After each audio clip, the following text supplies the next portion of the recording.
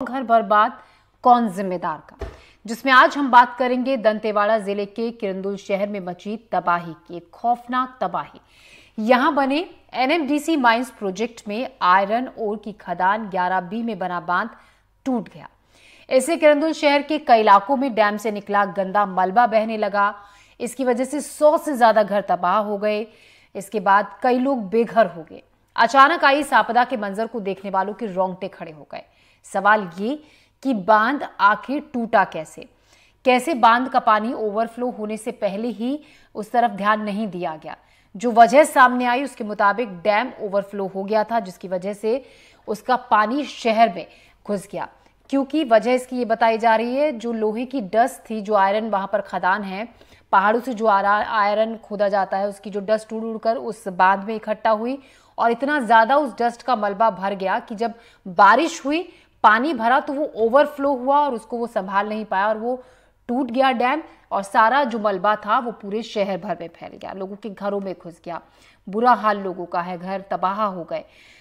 अब सवाल ये भी खड़ा होता है कि इस डैम की जो सफाई है, इस बांध की सफाई 2 बार साल में की जाती है, वो नहीं हुई। जिम्मेदारी जिस पे थी उसकी बड़ी लापरवाही सामने आती है। नगर निगम की, एनएमडीसी की, साथ ही एसडीएम की, जो हर महीने वहां पर राउंड के लिए भी जाते रहे हैं। इस पर आप क्या सोचते हैं? अपनी राय आप हमसे साझा कर सकते हैं। फोन नंबर हमारा 8178999182 है। अब चेक डैम फटने से जो पानी शहर हो गया, 100 घर तबाह हो गए। बारिश के बाद तबाही का मंजर है। इसी पर बात करने के लिए हमारे साथ स्टूडियो में हमारे साथ जुड़ेंगे खास मेहमान इस शो में। उससे पहले हम आपको एक रिपोर्ट दिखाते हैं कि इस डैम को टूटने के बाद वहां पर क्या मंजर है। किरंदुल में 11B में चल रहे काम में एक डैम फटने की वजह से किरंदुल शहर में भारी तबाही मच गई। इस समय एनडीटीवी की टीम ग्राउंड रिपोर्ट के लिए आई है। देख सकते हैं कि ये वही गाद का मलबा है जो एनएमडीसी 11B से बहकर के आया है नीचे में। ये पूरी तरीके से घरों में बह गया है। ये गाड़ियां देख रहे हैं कि किस तरीके से छत बिच्छत हो गई है। इस तरफ एक बार कैमरामैन साथी से बोलूं कि ये नजारा दिखाइए कि ये घर पूरी तरीके से तबाह हो गया है, सड़क पर आ गए हैं, लोग बर्बाद हो गए हैं। यहाँ तक कि उनके पास रुकने का कोई आशियाना नहीं है, छत नहीं है। यहाँ पर इस तरफ देखिए, लोगों में आक्रोश है एनएमडीसी के खिलाफ। दरअसल एनएमडीसी प्रबंधन के द्वारा पूरा काम कराया गया है। देख सकते हैं कि मलबा इतने तरीके से आया है कि इस मलबे के नीचे कुछ गाड़ियां यहाँ पर दफन है। लोग बोल रहे हैं कि 100 से ज्यादा घरों में पानी घुसा है, 100 से ज्यादा यहाँ प्रभावित लोग हैं, 15 से ज्यादा मवेशी मर गए हैं, 100 से ज्यादा गाड़ियां छत बिच्छत हो गई हैं। यहाँ पर कुछ पीड़ित हैं जिनके घरों पर पानी घुसा है, अब बेघर हो गए। उन्हीं से जानते हैं कल कैसा नजारा रहा, क्या था कल, कितने समय ये सब हादसा हुआ? सर 3:30 बजे तक ऐसा हुआ है। पूरे चारों तरफ से पानी, मेरा खिड़की बंद था, खिड़की से पानी, चारों तरफ से पानी ही पानी। मतलब हम लोग पूरा यहाँ तक मतलब पानी में घुसे थे। जैसे तैसे कोई लोगों को बुला कि कैसे करके मतलब अपना बहुत मुश्किल से अपना जान बचाए। घर के अंदर कुछ भी नहीं है, कुछ भी खाने पीने का, कपड़ा भी दूसरा दिन दिए है, उसी पहनी हूँ, कुछ भी नहीं है। अब भगवान जाने अब प्रशासन आएंगे कि नहीं, हमें नहीं पता। ऊपर का भी कुछ भी नहीं है, उधर का लाइट का भी देखो, लाइट भी नहीं है, और लाइट का भी ये है। कोई मदद एनएमडीसी या जिला प्रशासन की तरफ से पहुंची है? नहीं, अभी तक कोई मदद नहीं आया है। खाली लेबर भेजे कि थोड़ा कचरा मल को साफ कर दो, बस यही है। हम लोग रहेंगे क्या, खाएंगे क्या, इसका कुछ का ये नहीं है। लगभग कितने घरों में नुकसान हुआ होगा? सर देखिए, मेरा मानना तो ये है कम से कम 100 घर प्रभावित हुए हैं। और 100 घर में ऐसा पोजीशन है, ऐसी हालात है कि आदमी खड़े तक नहीं हो सकता। अब मैं बताना चाह रही हूँ, देखिए इनका घर में कहीं रुकने का जगह नहीं है, वो घर में कहीं रहने का जगह नहीं है। ये जो दुकान है, ये दुकान से इनका गुजारा चलता है। ये दुकान है, उसमें पूरी सामान खराब हो गई है और पूरा कीचड़ भर गया है। और आपको बताना चाहूंगा कि ये जो ऊपर से जो पानी, हाँ, क्योंकि ये भी कुछ पीड़ित यहाँ पर बोलना चाहते हैं। क्या है? ये है सब हमारे ही है, लेकिन एनएमडीसी ऊपर पहाड़ी में 3 चेक डैम बना है, वो भी कच्चा है, उसका सेफ्टी कभी नहीं किया। और एक बार हुआ तो एनएमडीसी को हम लोग लिखित में दिए थे, फिर भी कुछ नहीं है। इस बार तो हमको पूरा बर्बाद करके चल दिया है, हमारे पास कुछ नहीं है। और देख सकते हैं कि पीड़ितों के आंसू नहीं रुक रहे हैं। घर तबाह हो गया है, मकान, लोग बेघर हो गए हैं, सारा सामान नुकसान हो गया है। मतलब नुकसान का आकलन निकाल पाना भी मुश्किल है, क्योंकि एक घर में जो बना बनाया बसा बसाया घर है, इस तरीके से जब पानी आता है तो सब कुछ तबाह कर जाता है। एनडीटीवी की टीम आज किरंदुल में पीड़ितों का दर्द सुनने के लिए पहुंची है। इन पीड़ितों के साथ हमारी पूरी तरीके से सहानुभूति है। हम प्रशासन से गुहार लगाते हैं कि जल्द से जल्द इन तक मदद पहुंचाई जाए ताकि इनकी जिंदगी फिर से वापस गुजर बसर हो सके। अभी हम राहत शिविर की तरफ भी जाएंगे, वहां पर भी हम आपको दिखाने की कोशिश करेंगे कि किस तरीके से कल के इस पानी ने नुकसान किया है और आखिर इस नुकसान की भरपाई एनएमडीसी करेगी या जिला प्रशासन करेगी या सरकार करेगी। एनडीटीवी के लिए पंकज सिंह भदौरिया, ग्राउंड जीरो, किरंदुल में लगातार झमाझम 3 दिनों से बारिश हो रही है और इस बारिश के चलते बस्तर पूरी तरीके से लबालब हो गया है। दरअसल एनएमडीसी के द्वारा बनाया गया एक डैम कल पूरी तरीके से ध्वस्त हुआ है, जिसके बाद किरंदुल शहर में पूरी तरीके से तबाही मच गई। इस समय मैं ग्राउंड जीरो की रिपोर्टिंग के लिए पहुंचा हुआ हूं। देख सकते हैं कि ये वही डैम है जो 11C की तरफ से बह करके पानी आ रहा है। इसका मलबा सीधे के सीधे किरंदुल शहर की ओर घुस रहा है, जहां पर 50 से ज्यादा मकान ध्वस्त हो गए हैं, तबाही मच गई है। घरों में पानी इस तरीके से घुस गया है कि लोग पूरी तरीके से बह गए हैं। जानकारी के मुताबिक एनएमडीसी का जो लो है, खनन का जो काम है इस इलाके में होता है, जहां पर 11C और 11B 2 माइंस है और इन 2 माइंस के लिए एक कच्चा बांध एनएमडीसी के द्वारा निर्माण किया गया था, जिस पानी को रोक करके रखा गया था। लगातार बारिश के बाद वही पानी से डैम ओवरफ्लो हुआ है और टूट गया है। आप देख सकते हैं कि मैं इस समय ग्राउंड में मौजूद हूँ। ये पानी एक बार दिखाइएगा कि किस तरीके का यह काला पानी है, जो लोहे के जो सफाई होने के बाद जो छन के निकलता है, ये वही मलबा वाला पानी है। पूरी तरीके से शहर के अंदर यह पानी घुस रहा है। हमारे साथ यहाँ पर कुछ लोग भी यहाँ पर पहुंचे हुए हैं, उनसे ही जानते हैं। भैया थोड़ा सा बताएंगे क्या कब हुआ हादसा और कितना नुकसान हुआ है यहाँ पर? ये जो हादसा हुआ है कल 11 बजे हुआ है। 11 बजे से स्टार्ट हुआ। कम से कम 300 लोगों का घर नुकसान में है और कुछ बच्चे लोग भी बह गए थे, सब मिल गया। कुछ आदमी लोग भी बह गए तो भी मिल गया और कम से कम 10 से 15 गाय भी बह गया। तो गाय तो मर गया है लेकिन इंसान अभी तक ठीक है। कि गाड़ियों में भी कुछ नुकसान हुआ है बताया जा रहा है। कितनी गाड़ियों में नुकसान हुआ होगा लगभग? कम से कम कुछ नहीं तो 100 गाड़ी नुकसान हुआ।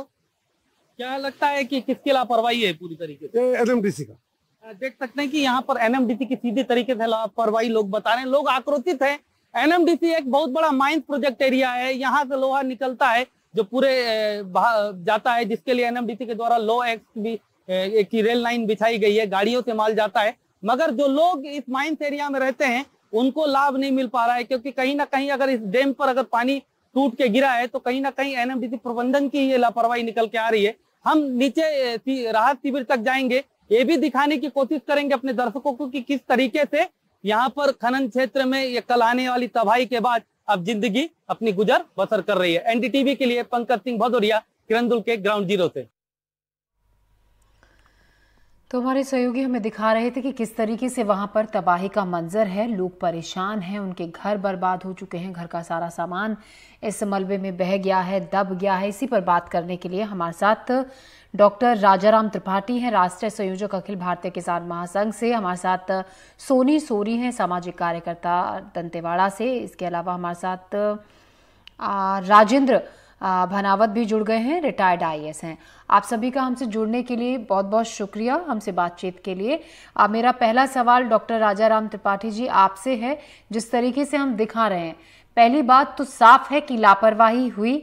जिस डैम की सफाई साल में 2 बार होती है, साफ है कि इस बार वो सफाई एक भी बार नहीं हुई। लापरवाही यहाँ पर हुई और एक दूसरे पर एक तरीके से पल्ला झाड़ दिया गया कि नगर निगम का काम था और वहीं एमएनएसडी का कहना है कि वो उसका काम नहीं था। क्या कहेंगे इस पर आप?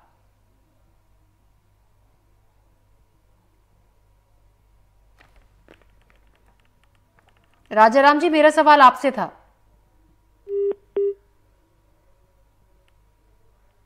राजाराम जी, आप मुझे सुन पा रहे हैं? आपकी आवाज सुनाई दे रही है जी।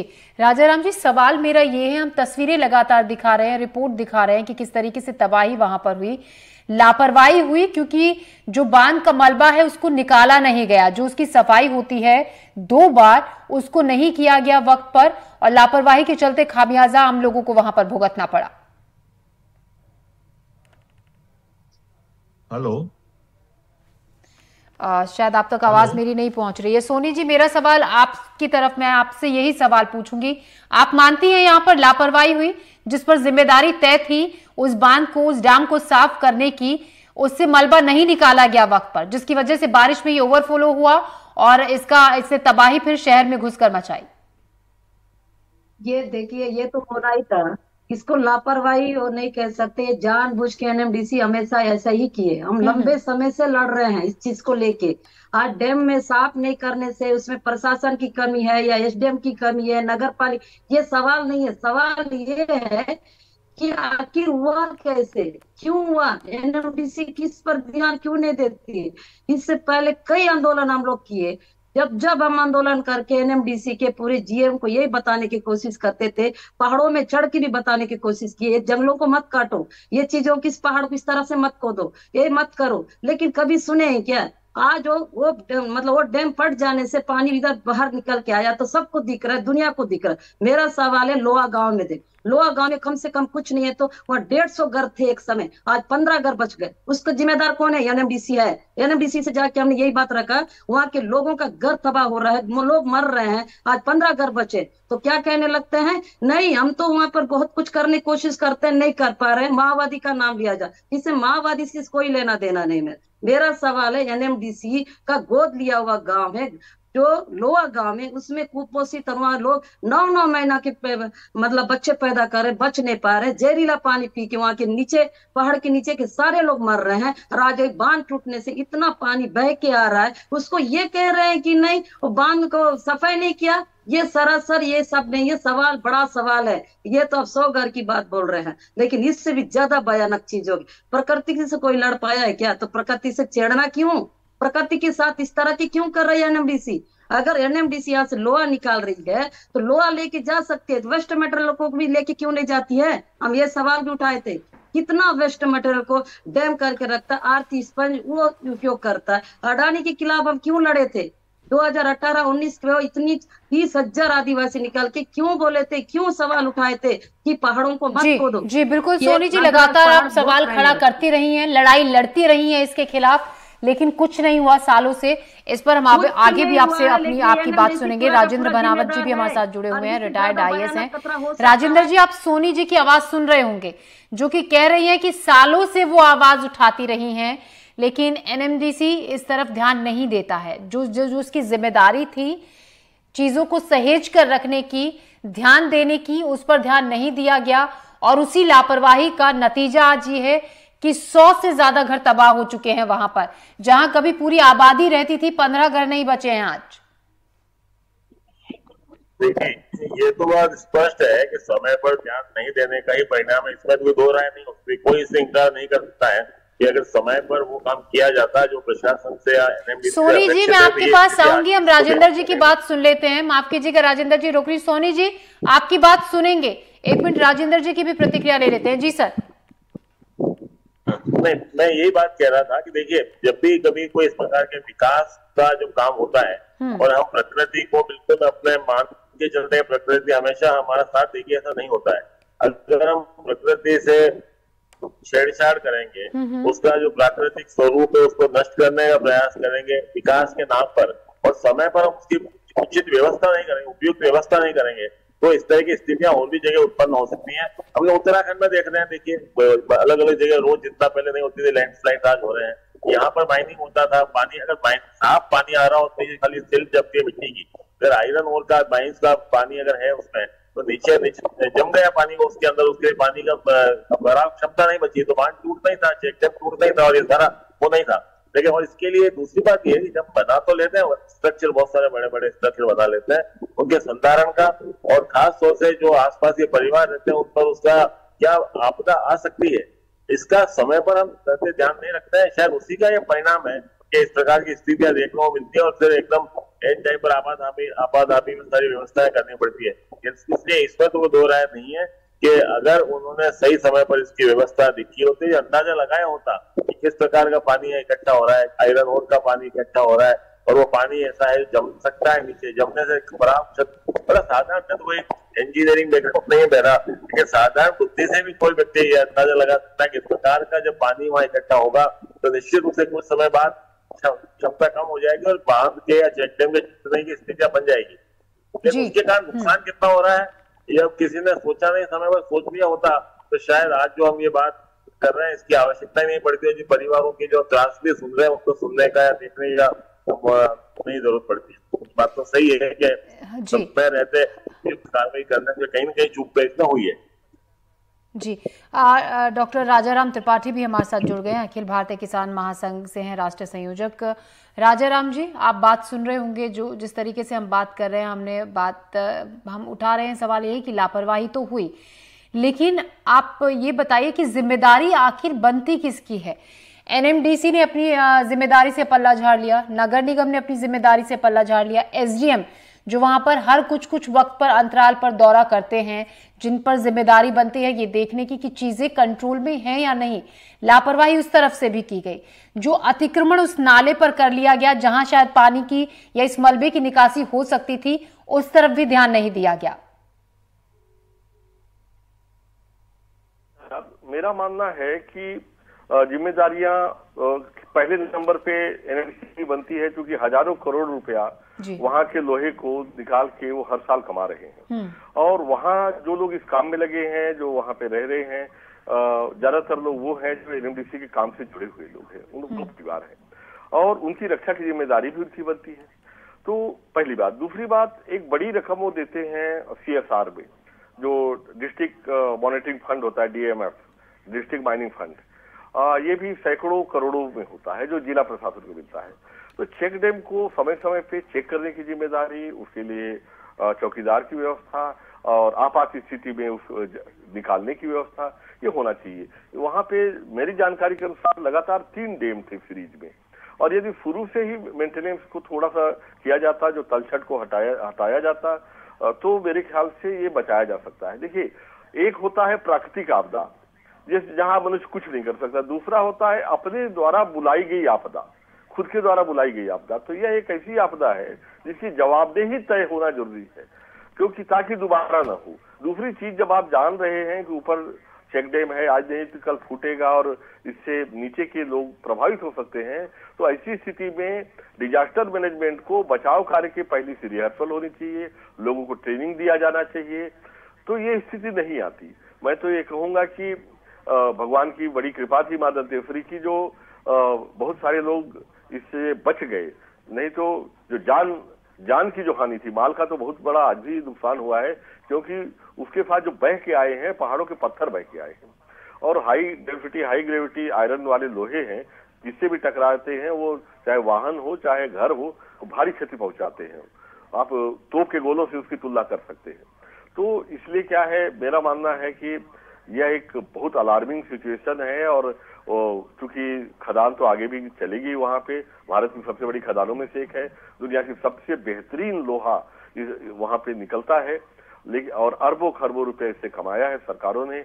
और मेरा मानना है कि उससे जुड़े लोगों के जान की जिम्मेदारी एनएमडीसी नवरत्न कंपनी की बनती है, जिला प्रशासन की बनती है, और जो वहां पे सामाजिक संस्थाएं हैं, मेरा मानना है उन्हें भी सचेत रहना चाहिए। बिल्कुल, सबको सचेत रहने की, जागरूक रहने की जरूरत है। लेकिन अक्सर हादसों के बाद ही क्यों ये कहा जाता है कि सचेत रहने की जरूरत है, पहले से क्यों नहीं रहा जाता है? मनीष गुप्ता, वरिष्ठ पत्रकार, भी हमारे साथ जुड़े हुए हैं। मनीष जी, क्या कहेंगे इसको लेकर? लगातार आपने बहुत से ऐसे मामलों को कवर किया होगा। अब जो तबाही वहां पर मची है, उसके बाद जो बात अब कही जा रही है कि अब आगे स्थिति को कंट्रोल किया जाएगा, व्यवस्थित किया जाएगा, क्या कहेंगे इसको लेकर?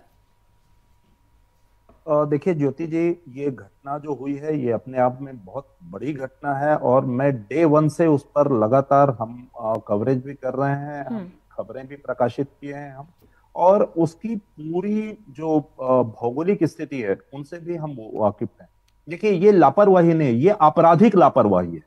जानबूझ करके आपराधिक लापरवाही के कारण इतने लोगों की जान सातत में पड़ी है। 3 महत्वपूर्ण चीजों पर मैं ध्यान आकर्षित करना चाहता हूं।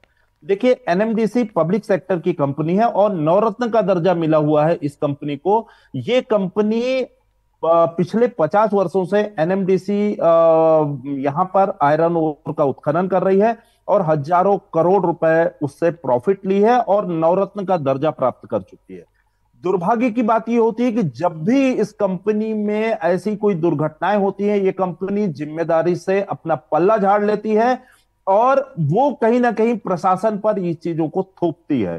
देखिए, ये ओपन माइन है और जिस तरीके से पहाड़ों को काट करके आप वहां पर आयरन ओर का उत्खनन कर रहे हैं, वो आयरन ओर अगर पानी के साथ नीचे आता है तो लगभग 1 से 1.5 किलोमीटर का जो डिस्टेंस है, वो डिस्टेंस जो है वो कहीं ना कहीं इतनी स्पीड में आ जाता है कि इसके साथ जो आयरन ओर के जो पार्टिकल आए हैं या बड़े बड़े जो आयरन ओर के जो बड़े कण आए हैं, उस पे अगर वो किसी से टकरा जाते तो मुझे लगता है उसकी मौत ही हो सकती है।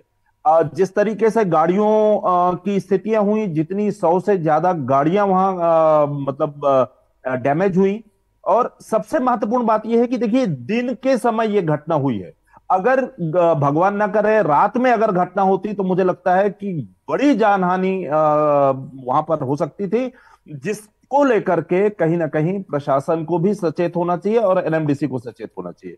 दूसरी बात मैं ये कहना चाहूंगा, ये जिस जिले में है, लॉ एंड ऑर्डर और आपदा प्रबंधन कहीं ना कहीं जिला प्रशासन की जिम्मेदारी है। मैं आपको बताऊं कि बैलाडीला किरंदुल से 50 किलोमीटर की दूरी पर जिला मुख्यालय है दंतेवाड़ा।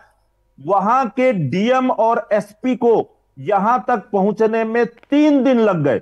3 दिन बाद एसपी और कलेक्टर वहां पर पहुंच करके उस जगह का मुआयना किए हैं और लोगों की स्थितियों को देखें।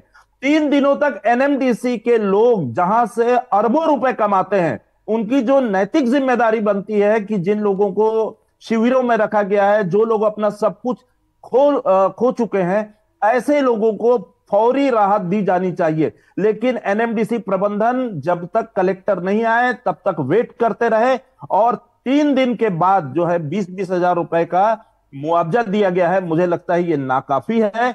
और 100 नहीं, एनएमडीसी ने जो सर्वे, जो जिला प्रशासन ने सर्वे करवाया है, उसमें 162 मकान क्षतिग्रस्त हुए हैं। ये सरकारी आंकड़ा है, जबकि अगर इसको और दूसरे तरीके से देखेंगे तो मुझे लगता है कि लगभग 200 से ऊपर प्रभावित मकान हैं और इसका जो दायरा है वो लगभग 5 किलोमीटर दूर तक फैला हुआ है। जो इनके पार्टिकल आए हैं वो पास में जो कड़बपाल और जो आजू बाजू के गांव हैं, उनके खेतों में जाकर के ये लौह अयस्क जो है, उनका ब्लू डस्ट वहां जाकर के जमा हो गया है। ये गरीब आदिवासी किसानों की रोजी रोटी का संकट है। मुझे लगता है इस पर शासन प्रशासन को ध्यान देना चाहिए।